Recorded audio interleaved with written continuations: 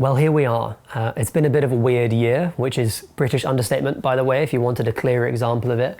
And I've hit 4,000 subscribers, almost exactly 9 years since I started indietrix. So I thought it would be a nice opportunity to sit here and tell you something about the channel and about myself, which is like I don't talk about that much, I think. If you watch the live streams, then you probably see me tell you lots of stuff about what I do, but it's nice to put it all in one little area. So without further ado, I'm going to tell you some stuff about indietrix and about myself, Will Webb, film reviewer, video essayist, filmmaker. And I'm also going to ask that if you have any more questions, we can answer them in the comments below. And then this will be like a nice little document, so anyone who wants to find out can go and look at this stuff. I also asked for your questions, and I've got a couple of them from viewers, so I'm going to be answering those shortly. But let's start off with the basics. Hi, I'm Will Webb. I'm a 28-year-old filmmaker who is living and working in London. I work as a video essayist for clients like Little White Lies, the BFI, and Arrow Video. There you go, there's the triptych.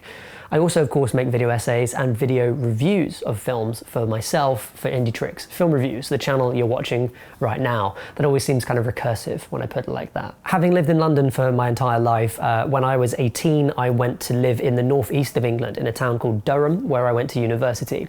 I did a philosophy degree there. Not sure if there's any philosophers watching, but you'll know that it's a lot of reading and talking. I didn't do much reading. Sorry, professors and me, I'm still paying for the degree, I guess. What I did do a lot of is the talking side of philosophy. I really enjoy arguments, and luckily that's quite an important thing in philosophy, so that was always good fun. Even an essay is basically just an argument that you're having on paper. So while I was at uni, with the free time that I had from not doing the work I was supposed to do, I spent almost all that time watching films. I watched a lot of TV as well during that time, but mostly I was sitting down and discovering movies. Now, I've been a massive movie watcher ever since I was a kid. I remember really getting into kind of wanting to make films about the age of 11 or 12.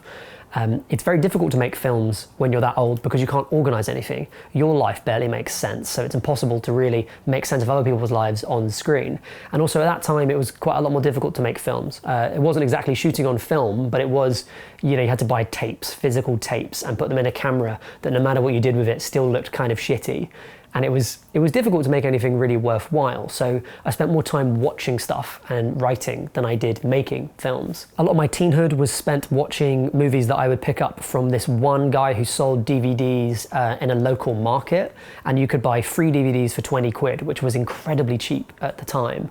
And that was a bit of a weird selection of DVDs. I don't know exactly how he selected those. I don't know how he got hold of those DVDs, but there would always be like big chunks of stuff, like he would try to unload them on you. I remember once he was really pushing The Bodyguard, the Kevin Costner film, to me. He was just like, this is a good movie, it's got everything in it. And so that's how I saw movies. This is pre-Netflix, this is actually pre-Film 4 being a free-to-air channel in the UK, so there really wasn't a wide selection of movies you could watch.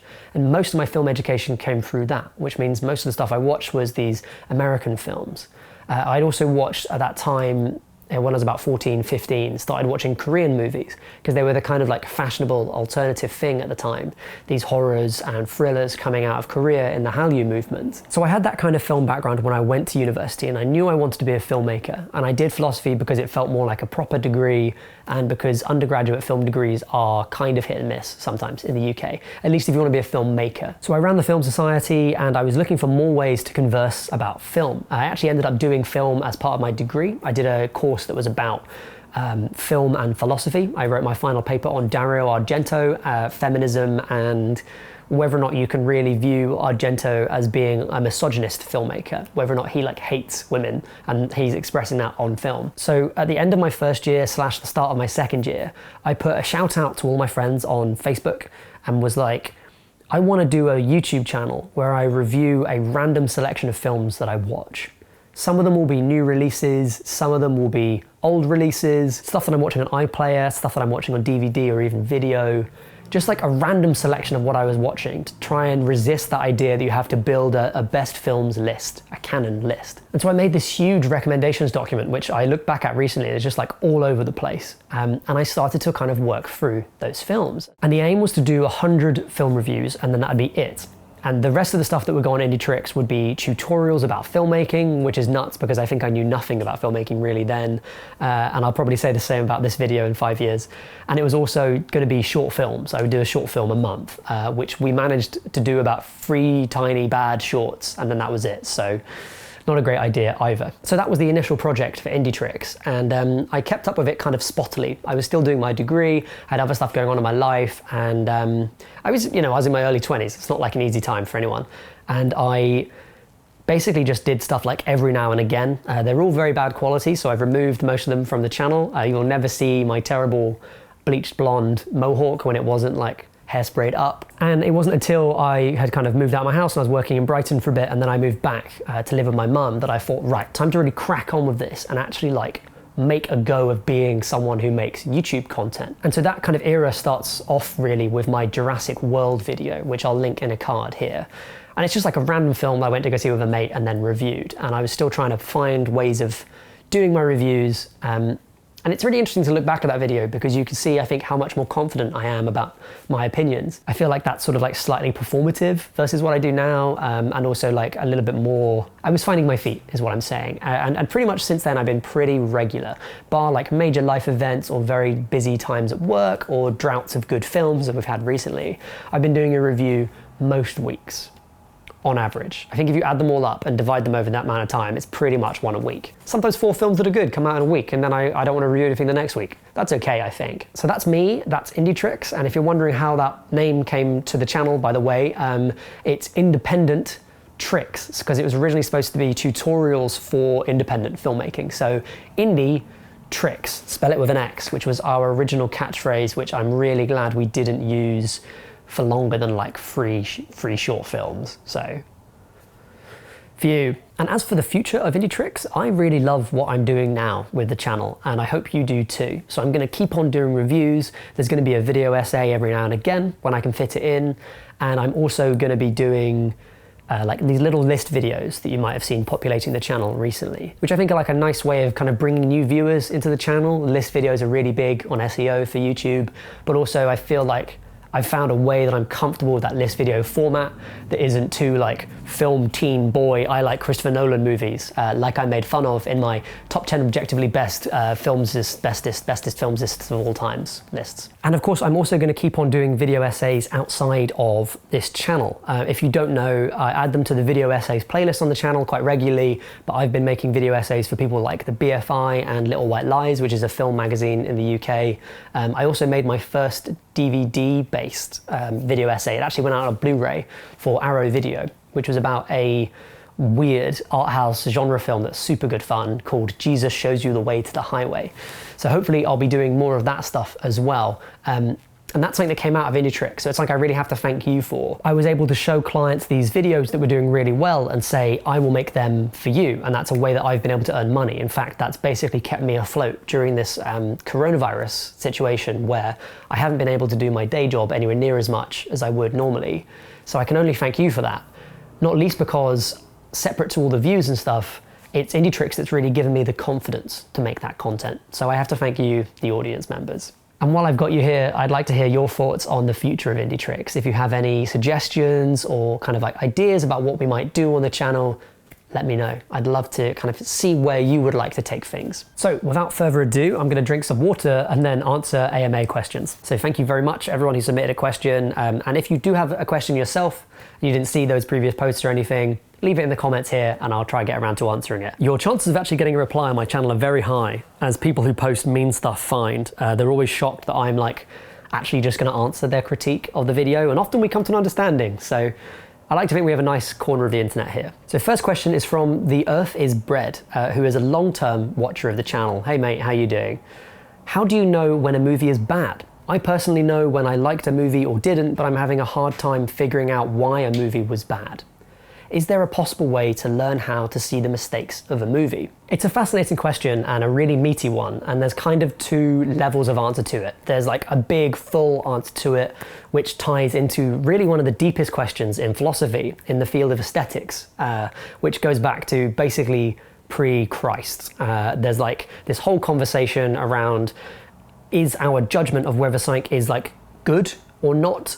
Is that an objectively true thing, or does it relate to our judgment? Is it subjective to the cultures we're in? Stuff like that. It's a huge debate, and it's one that's probably not worth having right now in the context of this YouTube video.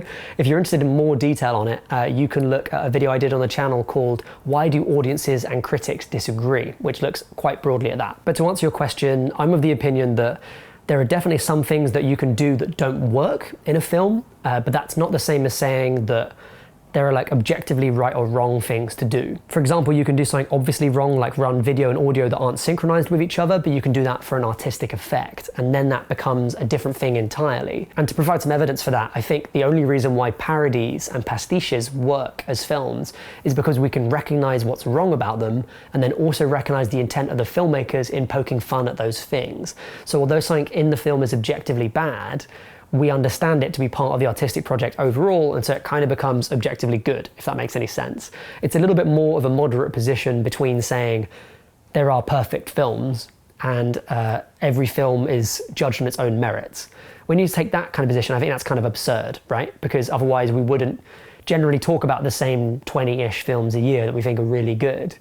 And also it wouldn't really be worth being a critic, I think. So obviously I kind of have to portray that as not being a great idea. For what it's worth, I think that critics' jobs aren't to tell people what's right and what's wrong about films, so much as it is to discuss the elements of a film, identify what the filmmakers have done and what they might have intended to do with it, and what effect it had on the audience that the critic is in, and the critic as a member of an audience themselves, and then to kind of use that to start a conversation about how we ought to view the film. How viewers can engage with it, what they can understand about it. I think that's the job of a critic, is just to start conversations with people about the films that they're covering. So to give you an example, you look at Da 5 Bloods, the recent Spike Lee movie. I saw a lot of people online basically saying they really didn't like the film because it was too long, because it was full of like these weird, jarring aesthetic things. It had lots of different tones. And they didn't understand why there was like so much music in it. The answer is that all of those things in one way or another are part of a long-term artistic project by the filmmaker. And so you can judge those elements a bit better when you have that context for it. So that's something important that a critic can provide. It doesn't mean that the film's great because of those things, and you might not agree with how he uses those, or you might judge them to be worse than other times Spike Lee, the director, used those devices. But nevertheless, that means you're having a more informed conversation about what goes on. Now, Bread Earth, you asked, is there a possible way to learn how to see the mistakes of a movie? And I think that you can do, pretty much. The answer is you've got to watch films. You've got to watch so many films, it's unbelievable. And I feel like you should watch great films. I feel like you should go out of your way to watch like the films that everyone always talks about. But I also feel like you should try and watch really bad films, because they can often be as informative. You can see how poorly something can be done and then think, yeah, okay, that's not good. Why? Why isn't that good? And that's the question you should always be asking yourself. So my advice there is to be an active film watcher. I actually take notes on almost every film I watch, even if I'm not going to review them, because it helps me keep sharp in terms of how I approach the film. And it means that I'm constantly kind of trying to identify what works, what doesn't work, or at least think about the intent of the filmmakers and the cast in terms of how they're trying to tell the story or the emotions that are in it. The last thing I'd say about that is don't just watch the greats or the worsts of the film world. Try and curate your own approach to film. Because what you'll find is that you like a certain way of making films, or a certain genre, or a certain director, and then you can use those preferences to seek out other films that match them or go against them in interesting ways, and then you'll begin to build your own canon of your favorite films. You've probably already started to do it kind of informally without realizing it.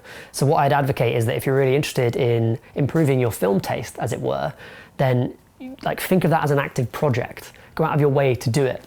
Much like indietrix, for me, that first 100 film list was about me widening out my film knowledge. It was about me finding other movies. Obviously I did a bad thing by just leaning on the recommendations of my friends who were mostly watching English language, mostly American films, but nevertheless, it was a good way of thinking about it. It was a nice way of approaching that problem. So I wish you very good luck in this, and keep an eye on the channel, because a video that I've been working on for like literally over a year, just scripting and thinking about, is coming out at some point, called How Do I Get Started Watching Good Movies, which covers a lot of that that ground.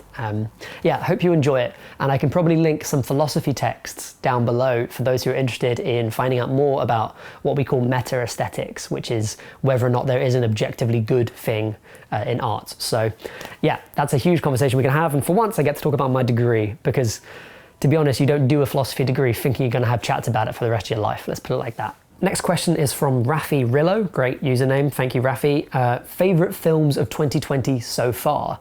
I feel a bit weird with this because I feel like I haven't watched many films this year because I haven't been able to go to the cinema. It's not been possible to go and see anywhere near as many movies as I want to, and lots haven't come out. So I'm kind of left with like, look at what's been released so far, and a lot of that stuff is like 2019 movies for Americans.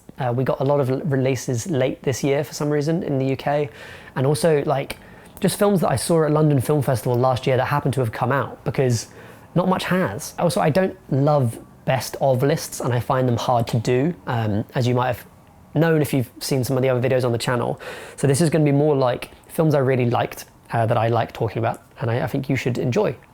The Vast of Night is really good. That's an Amazon Prime sci-fi film. It's a really weird, it's a very promising debut, has a very like identifiable visual style. Really liked that. This film isn't like the best film of 2020, but it's a really interesting one. I saw a film called Deerskin at the BFI, at a London Film Festival, which is about this dude who becomes obsessed with like this deerskin jacket that he gets.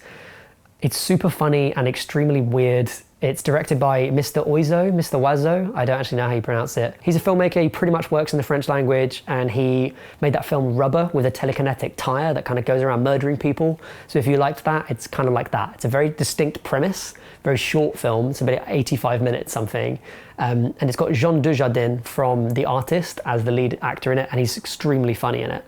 So yeah, I really liked that. A little movie that I liked, don't know if you've heard of it, called Parasite, thought that was pretty good. I also like The Lighthouse, which came in the UK in 2020. That's a weird one actually, because I think that probably is like a best film of 2020 candidate, despite the fact that like I didn't like it that much. It's just not for me, his style of filmmaking. I find it a bit stiff, but it's a really well-made film, so you might argue it is one of the best films of 2020. And Uncut Gems is probably the other one that I really loved that came out this year.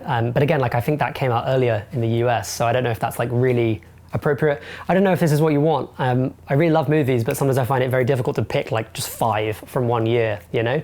And often I find myself like, apart from what I see in the cinema, I find myself falling behind very quickly. So in this kind of Corona situation where we're watching films at home, I haven't kept up. I feel really bad about it, but I haven't really managed. So there you go, there's my list so far. Very fragmented, poor list, but that's what I've liked. I hope you like them too. Any favorite TV shows is the first of 2 questions from Ben Youd. Hi Ben, how you doing? I'm gonna list mostly like old stuff. I'm really bad at watching TV shows because I like would rather watch like 3 90-minute films than watch like one series of even like a short American like miniseries style thing, which is gonna be like what, 6 hours? So with that in mind, good TV that I've really liked over the years. Animation wise, it would be like The Simpsons, obviously, Futurama, Gravity Falls I really like. I loved Adventure Time, I watched that all the time when it came out. And then there's like the miniseries Over the Garden Wall, which is astonishingly good if you haven't seen it, and a really like weird singular sort of tone, which I really like. As far as live action stuff is concerned, in comedy, I really like darker stuff most of the time, so Eastbound and Down with Danny McBride was a favourite of mine, as was Party Down with Adam Scott. Sometimes I like frothy stuff. I liked The Good Place, and I really like Unbreakable Kimmy Schmidt, which I think is just like inexcusably funny, and I think about it all the time. I find a half-hour comedy show actually is much more simple for me to like fit into my life than anything else. I really love the Eric Andre show, but I find it impossible to watch in its original format. I can only watch it in like minute-and-a-half long clips on YouTube because it's just so intense and chaotic. It's like impossible to watch as a show. And with that in mind, probably my favorite American comedy would be Tim and Eric's Awesome Show, Great Job. As far as drama is concerned, again, like Usual Suspects, stuff like Breaking Bad, I think is astonishingly good TV.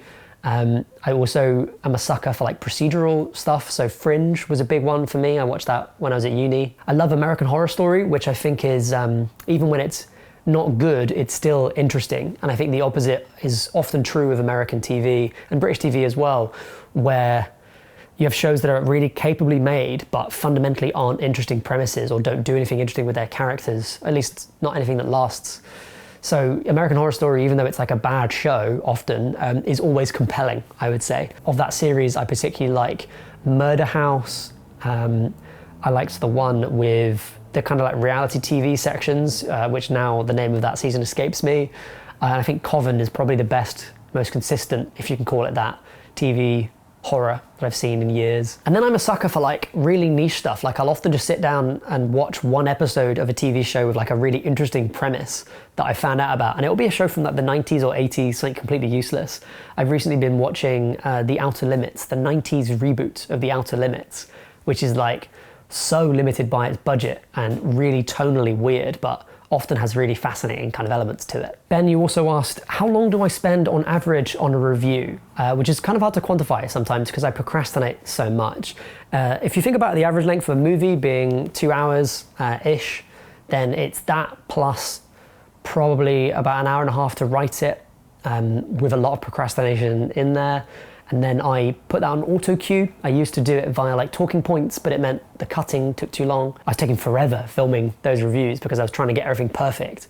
And you can't really do that. You know, you want it to be kind of current. It's more important to get them out quickly than it is to like try and do this really, really rigid delivery. So I often use an auto cue now. So the filming takes about 10 minutes for a script, and then the editing takes about 40 minutes. So probably somewhere in the region of like 4 to 5 hours for a review. So that's once a week for that stuff. And then video essays is how long do you have, really? Because you can just work on those forever. In particular, I have this really annoying habit of making videos about like a genre or a director and their work, which means you have to watch like 6 films. So that really adds up, that amount of time you spend watching those films at the start, which is to say nothing of like how difficult to get hold of some of the films are. When I did a video about blaxploitation a couple of years ago, it's gotten better actually since. There's a lot better versions of them, but at the time, it was quite difficult to get hold of those movies. Blu-rays were basically unheard of, and DVDs were quite difficult to get in the UK. So like just researching and then ordering those DVDs took some time. And now 3 questions from a commenter who really could have just asked me herself in person. This is Phoebe, who is my partner.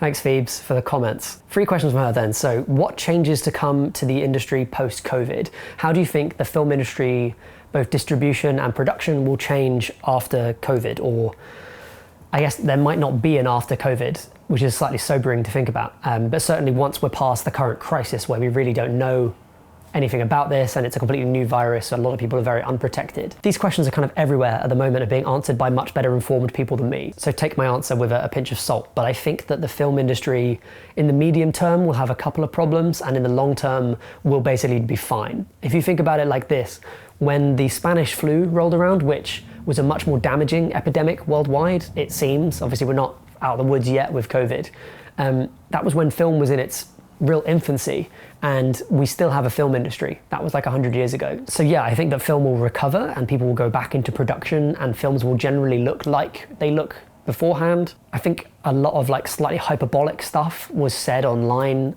in the early days of the pandemic when people were really freaking out, which is something I understand, but also I think you have to think about the long-term picture with this stuff. So stuff like, it's going to always be weird seeing crowd scenes in films, that kind of stuff. I don't think that's true. I think we'll get back to that probably sooner than you think. So the next year and a half might be quite interesting for distribution, at least, because there's essentially a whole load of films that were almost about to be sent out and released, and those have to get released. So they'll probably just shift all of their schedules down by like a year in most cases. So our summer blockbusters from 2020 will come out in 2021. The weird thing then is going to be the cash flow of studios when they have like a big release that they shot in March this year in 2020, and then they can't release it for like a year because they have to space out with all their other films. But yeah, I don't know how they're going to solve that. I think ultimately, long term, there won't be that many changes in the industry. Not exciting, I know, but that's the truth. I think that things tend to stay the same more than they change. Phoebe asks, what directors and genre do you want to find out more about? Maybe some you haven't seen. I'm really interested in completing the filmography of Taiwanese filmmaker Hao Xiaoxian. I watched one of his films, like a mid-period film from him. It was made in 2000 called Millennium Mambo, and I fell in love with it. That was a recommendation of a friend. Thank you very much, Ross. Ever since that, I've tried to track down his films. They're very difficult to get hold of. There's a couple of Criterion releases that are very expensive and very hard to get. And then otherwise you basically just have to see it in a film festival.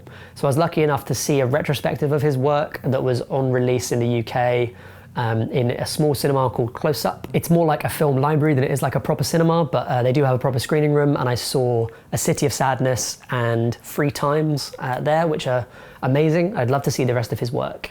And the genre that I would like to find out more about, but I don't know much about currently, is an Italian word that I don't know exactly how to pronounce, but I think it's pronounced pollicetti. They are sort of made at the same time as giallo, which is a genre of like horror thriller films that I know quite a lot about because it was part of my aforementioned Dario Argento essay. They're those very like bright, colourful, stabby knife movies that the Italians made in like the 60s, 70s and 80s. But pollicetti is kind of like the dark side of that, well, the other dark side. I think they're both dark sides. Pollicetti are all about like brutal police kind of doing unethical stuff, and it has a lot of influences, especially Dirty Harry is kind of majorly influenced, I think, by pollicetti. Funnily enough, that's kind of the same period where the giallos are being made, so there you go. So I'd like to see some pollicetti, but as I mentioned in answering Ben's question about the length of time it takes me to do a video, they're pretty hard to get hold of. They're pretty rare to see good quality releases in the UK, and what little I know about them I've seen on like Amazon Prime, where they've obviously come in like a wider set of films that were bought by Amazon. So it'd be interesting to see if I can see any more of those. Last but not least, Phoebe asks, cinema snacks, yes or no? Ooh, it's a hard one, and I'm gonna do a very philosophy thing and pick like a middle ground, which is to say that like I don't have a problem with snacks in the cinema, but I think the ones we have tend to be bad. So popcorn is a really, really bad idea for having in cinemas. We eat it because it's cheap to make and you can sell it for quite a bit more money than it actually costs. I mean, think about it, like if you buy corn kernels from a shop, it's like 10p for a kilo or something, and a little like popped box of popcorn costs like £5. So do the maths, it's a really good way of making money for cinemas. It's crunchy, it's sticky, it's not that satisfying, it makes your throat dry, which then makes you want to buy another drink or something. So yeah, it's a bad idea. I feel like if I was going to pick a cinema snack, I think chips are a pretty good snack, and I mean like fries there, which you can get in the Netherlands, I believe. And also you should be able to have a beer in the cinema. I've really gotten into that. Now I go to like art house cinemas, and I live in London. I can go to independent cinemas and fancy places where we're allowed to bring in beer that you buy in the bar, not like stuff you buy in the corner shop. I've done that plenty of times. Yeah, so that's nice. That's a nice fancy thing to do. I'm a bit of a sucker for bringing sweet things into the cinema and not like pick and mix. Like I like a donut in the cinema. Call me crazy, an iced donut, an iced ring donut in the cinema is a good snack. Soft, doesn't make much sound, sweet, doesn't leave you thirsty. Donuts, that's my take on that. So that's it for this video. As ever, I would love to hear what you thought about it. And if you have any questions, then ask me anything in the comments below and I'll answer. So thank you very much for watching both this video and Indietrix over the whole like 9 years, which is just crazy to say out loud. And I'll see you next time. Have a good one. Bye for now.